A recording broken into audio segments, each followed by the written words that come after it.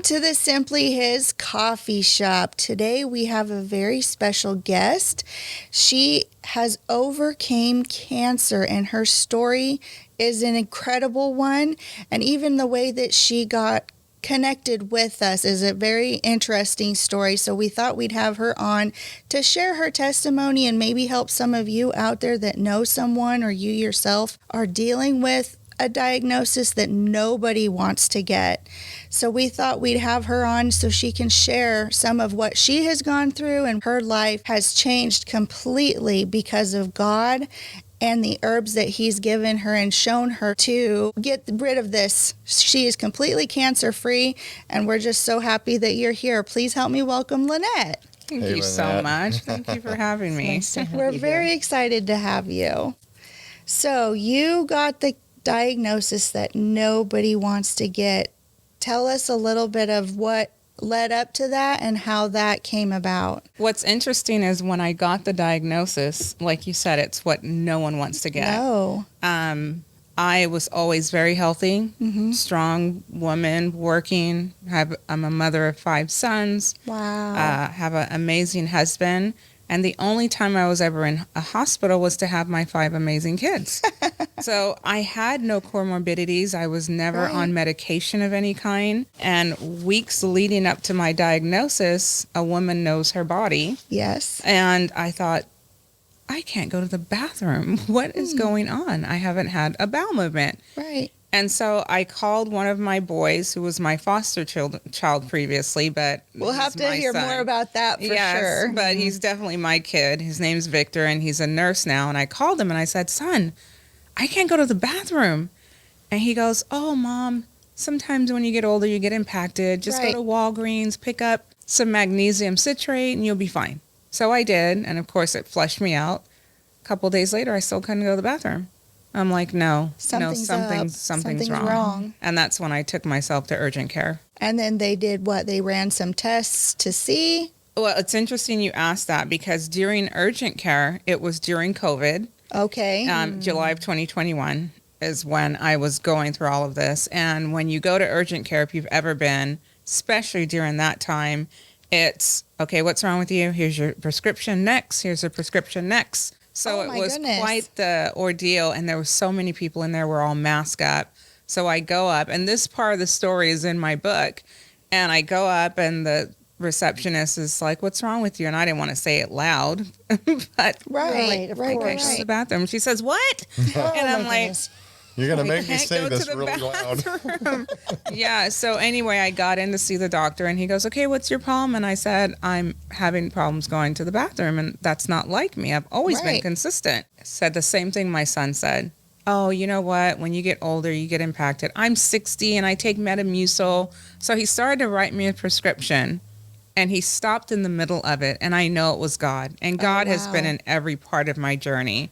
Our medical thing there is all interconnected. I don't know how it is here, but they could look up my medical history. Yeah.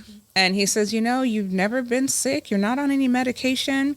Let's run some tests, some blood work, make sure there's nothing else going on. Right. I thank God for that. So anyway, he ran the blood work, and then he called me that night before urgent care closed.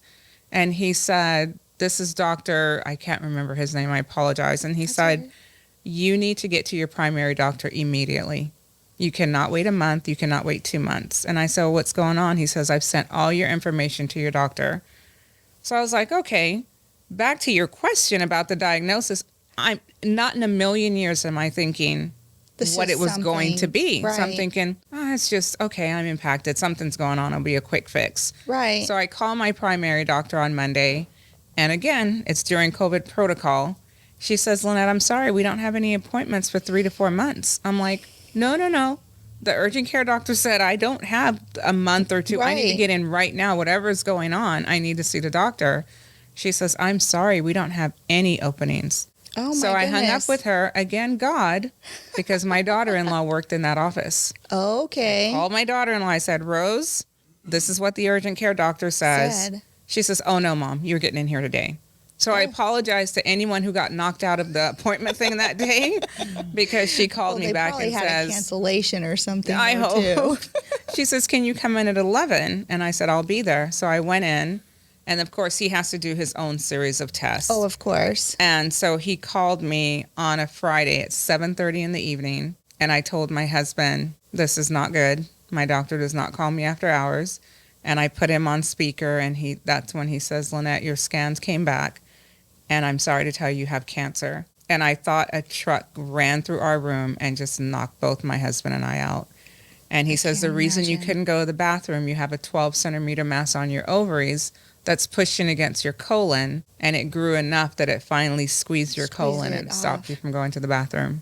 And at that point, though, he thought it was ovarian cancer because I had a 12-centimeter mass on my ovaries. Were you in any pain during this time?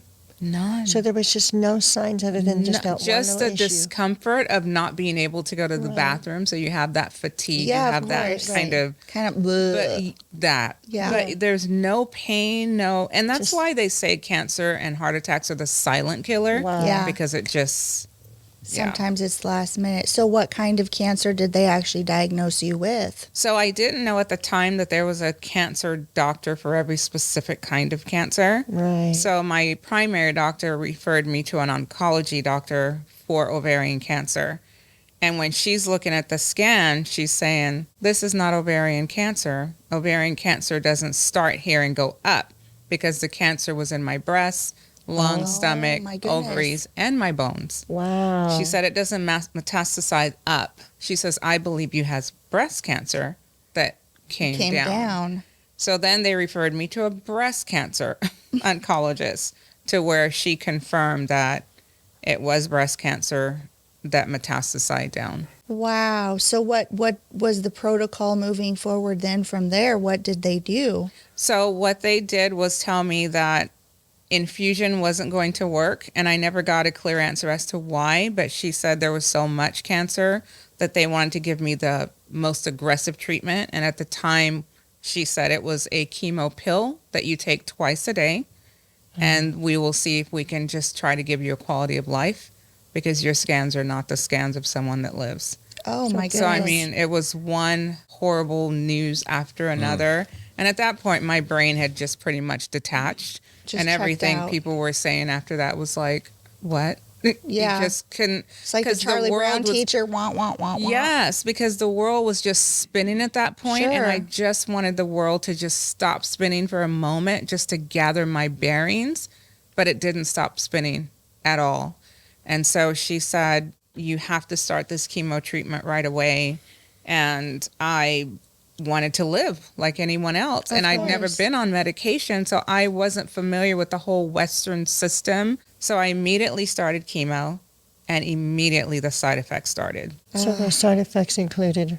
So I started vomiting. There was diarrhea, literally at the same time.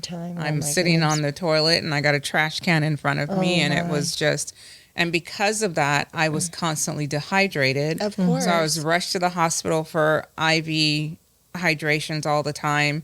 And then my hemoglobin would drop, so I would constantly go in. I had 3 different blood transfusions. And then I got the mouth sores, and it was all through my mouth. The most painful thing that you couldn't swallow, you couldn't eat, you couldn't... Like strep throat probably on steroids. That's the best description I've heard, honestly. It was horrible. And so I dropped 111 pounds in 6 months. It was just... And then my family was just watching me just deteriorate. Of course. And my poor husband just was beside himself because this is a man that he was in the Vietnam War. He's worked since he was sick, very strong, hardworking guy. Of course. And he told me months later, after I got better, that was the worst thing he'd ever went through, even in being in Vietnam. He says, because at least in Vietnam, I had a gun. Yes. I could deal with the enemy. You could do something about it. But he said, with you, I'm watching the love of my life deteriorating, and there was nothing I could do. Yeah. He said he felt so helpless. He just... Well, and men have that innate, they want to protect, they want to help, they want to fix, you know. So when they're not able to do that, it's almost like a bash on their manhood to a degree, you know, like I can't fix this. What am I supposed to do with this? Right. And so, even man, though when you're going through this journey, you want support. And I have great friends and a good support system, but because it was during COVID and my immune system was already shot, he was a gatekeeper. He wouldn't let no one come to the house. So I had friends calling him and I want to come see her. No, you can't come and see her. I don't know who you've been around. And if she gets COVID, no. Game over. So it was an isolating journey. It was very hard. And COVID was already isolating for so many people anyways. So then to have that kind of a diagnosis on top of it. Oh my gosh. That just said, no, you can't do nothing, period. Right. Oh, that would have been horrible. It was honestly the worst thing I ever went through. I would never wish this on anyone. I don't have any enemies that I know of, but if I did, I would not even wish it on them. It was that bad. So this was a journey for him as well. Very much so. So you were not alone. He had his side of the story to tell at some point in the future. Yes. So kudos to him for sticking with you. He really honored his for better or for worse, sickness and in health. I love that. Till death do us part, like literally. Yeah. I appreciate that. Yes. I'm sure it was hard on the kids too. Very hard on the kids. I have 3 boys that live in the same town, but my other 2, one's in Oregon and one's in Los Angeles. And you would think they were still living in the town because they would come up so often. And I said, you don't have to make this trip. You can call your dad. No, I want to see you for myself. And Dad's a basket case. I can't get a straight answer from him. So they would come and have to see me for themselves. And it was so hard for me because as a mom, you still want to protect your children, even though you're going through that. And when they would walk into the room and see me just deteriorating, as much as they tried to be strong, their face instantly became a mirror. And I could see the fear. I could see so then that was hard. Yeah. There are no words for that kind of a thing because that's every mother's, worst nightmare to have your child watch you deteriorate and then see it on their face, the fear and this. Yes. That would be extremely that would just be heartbreaking on so many levels for that. But God brought you through it. Yeah. And my son, who's 25 now, one of my sons, Isaac, at 23 when this happened, and I was losing my hair. I had beautiful long dreadlocks and that was down to my waist. And I told him, I said, my hair is falling out. You need to cut my locks. And I actually filmed that. And it was because a woman's hair is her crown, right? Like the Bible says. And to just have him cut it off. And he held up one lock. And before he cut it, he's like, Mom, are you sure? And I'm like, yeah, honey, it's thinning. It's falling out. And it was just very emotional for him. But I think that experience made him even closer to me, if that's possible, because my boys are close to me. Sure. But he's so just protective now, and he's in the military also. Aww. So he's just very like, you need anything, Mom? How are you doing? I'm like, I'm good, honey. But yeah, just watching me, he'd have to come in because he's one of the oldest one that's at home. I just have 2 boys at home now, my 25-year-old and 21-year-old. And he would literally have to come and pick me up, his frail mom, and put me in bed, and just the whole family went through this. Yeah, it is a family ordeal. And thankfully you were lucky enough to have a family that was able to come very grateful support for that. You through all of that. Yes. Not everyone has that. No. So that's incredible that they stood by you no matter what. Yeah. So when you got the news, on the night that you got your news, did you share that with anyone that night, or was it just you and your husband alone? It was just How me and long my did it husband. take you to actually break the news to your family? It was the next day. So my husband and I, and Donna was asking me about this because we didn't talk. We were both in shock. And she says, not one word was, I said, not one word. We just held each other and went to sleep. And surprisingly, I slept really good that night because I thought I might have been dreaming. And I was in some sort of nightmare. So I slept like a baby. And when I woke up in the morning, I realized, okay, this was not a dream. So I called my oldest sister immediately. She's the nurse that's in my book. And I told her, and she just went into shock like I was. And then I called my baby sister and told her. And then I learned later that my baby sister just, when I got off the phone with her, dropped to the kitchen floor and was just inconsolable. And my oldest sister had to go over and be with her. And they were both on the kitchen floor crying. And her granddaughter, she's 9 now, she's the one that told me that. She says, Auntie Lynette, my grandma could not deal with that. She couldn't get her off the kitchen floor. It was just heartbreaking. Yeah. So you have an older sister and a younger sister. You're the middle child? My mom had 4 boys and 4 girls. Wow. And I'm the middle girl, and my older brother is the middle boy. And I have 3 sisters that are in the town with me. Nice. And one of my sisters, we're not very close. But it's interesting because this journey has brought so many things back together. Mm-hmm. It's like God uses the hardest journeys to fix things. Yeah. Because we had so much trauma growing up, and a lot of it affected some of the relationships with our siblings. Yeah, because she's something else, but that's for another show. So that brought you guys closer then as a family. Yes. Kind of restored some of the things that were not really good in the back. Right. That's good to know. How did you tell your children? Did you do phone calls, or did you bring them all together? No, I did phone calls. The 2 that were at home, I told them, and they just didn't even know what to say. And I think they were trying to process because they've never known me to be sick. Right. My kids literally have never known a sick mom. They've never seen me in bed. They've never seen me with the flu or down, ever. So they were like, cancer? What do you mean? Yeah. Right? And my youngest son just absolutely went into a shell, kind of like out of sight, out of mind. He just did not know how to deal with it. And then I called my son Kyle, the one that I told you that needed the Bible name, and it was actually on his birthday. Oh no. I did not want to call him, but I told his other brothers, so I knew that he would find out, and he just lost it. She was so mad at the world, at God. It just I'm like, okay, so I need you to be strong because I cannot fix you. I need to focus on what's going to happen with me, so you need to be strong. And then I called my oldest son in Oregon, and then my son in LA, which people call him my Siamese twin. He's the one in the book that's sitting next to me while I was in the wheelchair.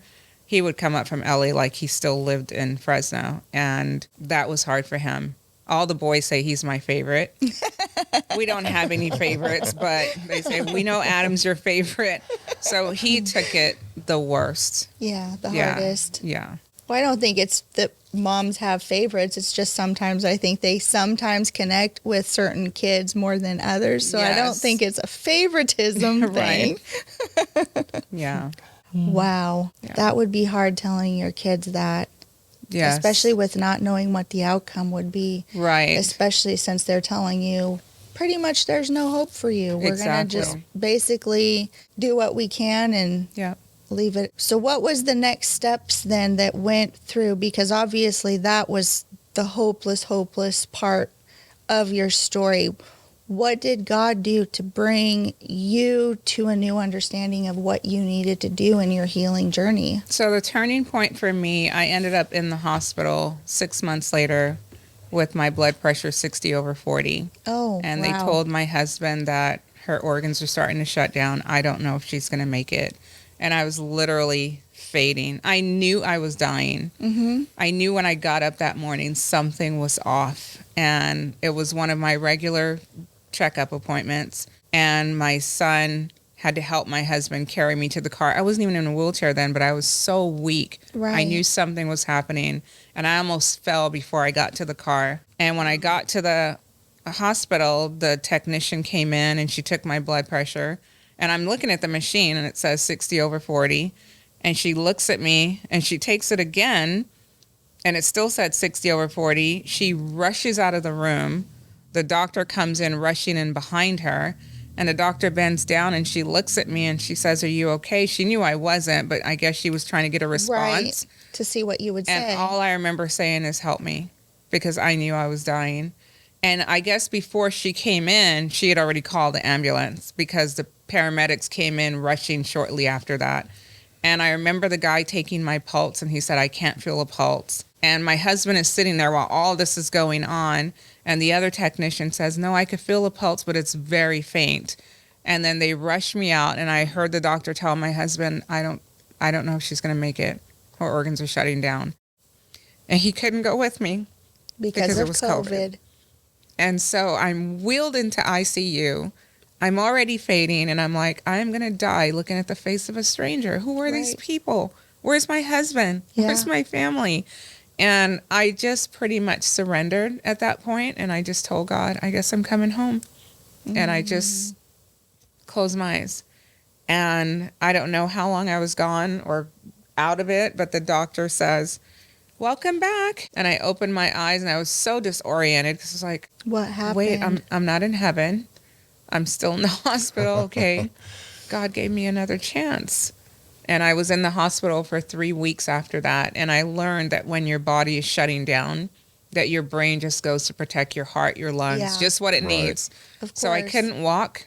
I ended up getting a bacterial infection in the hospital called C. difficile, which is just feces and blood. It's just gross, and it's very deadly. Yeah. Oh, yeah. So people were coming into my room fully hazmat dress because of the infection that I had, and it was COVID. It was a horrible thing, but that was the turning point for me. When I got home and I'm bedridden and my husband's changing my diapers, I said, this cannot be the way we heal. There has to be a better way. And because I was bedridden, what am I going to do? Nothing. So I started Googling, and that began my research. Wow. Yeah. So where did that research lead you? How long were you bedridden then, too? I was bedridden for quite a while, weeks, and then they sent in a physical therapy because there was nothing wrong with my legs, the doctor said. She says, you weren't in a car accident. There's nothing wrong with your legs.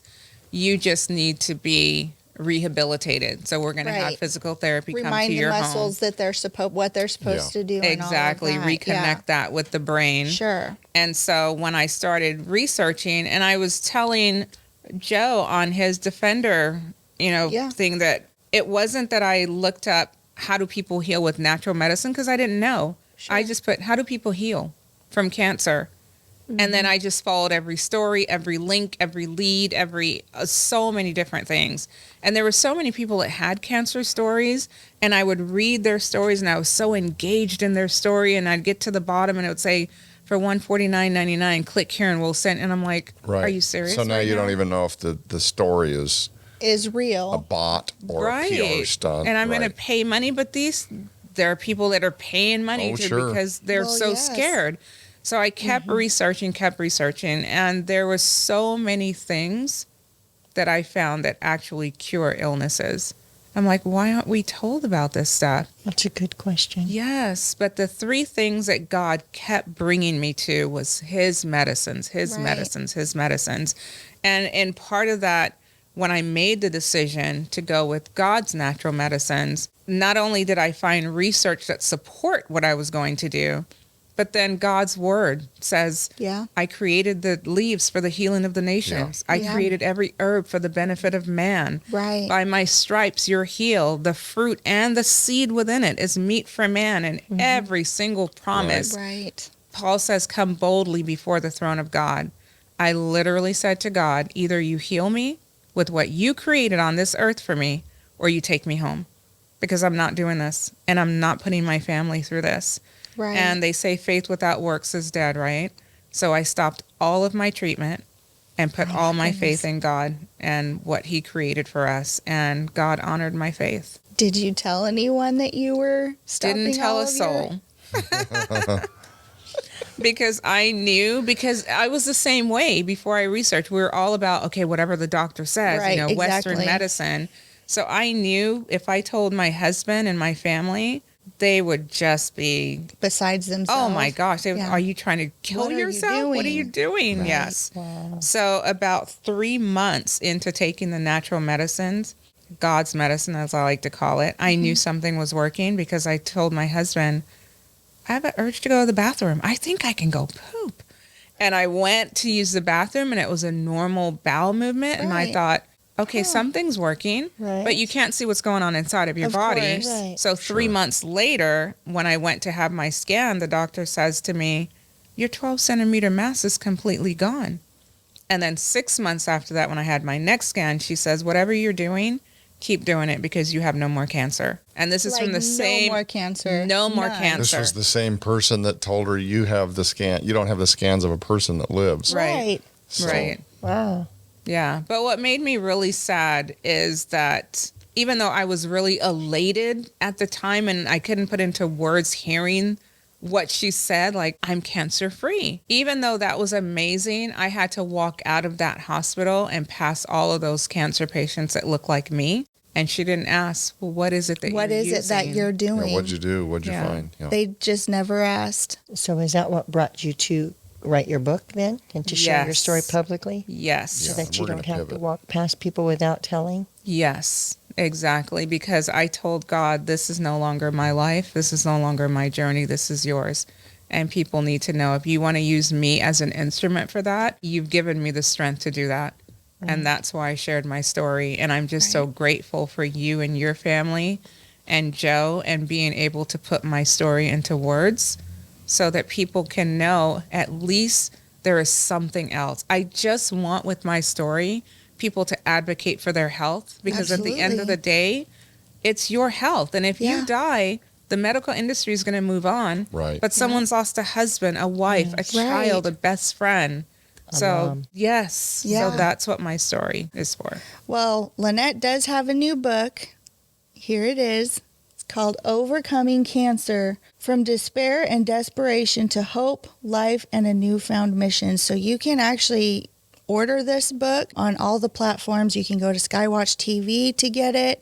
You can go to Amazon. It's going to be available on there as well as in Kindle form. And we are hoping to very soon also have it on Audible.